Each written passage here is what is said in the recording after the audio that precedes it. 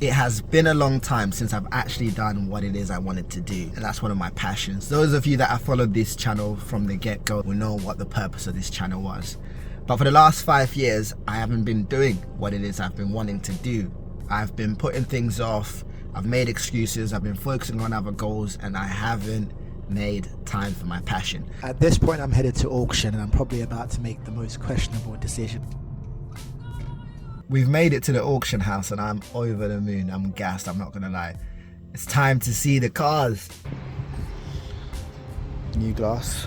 Imagine on the auction site it said that this is a start and drive car. Before you buy, you've always got to come to auction.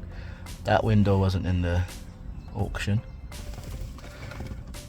Definitely not a start and drive. Maybe it does start, but... The car wasn't starting, but managed to get the car started by jump starting it.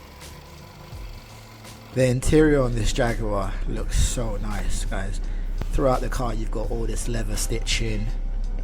I didn't plan to come and see this E-Class today, but I had to have a look at it when I saw it in the auction yard. Car needs a bit of work, needs a little bit of TLC.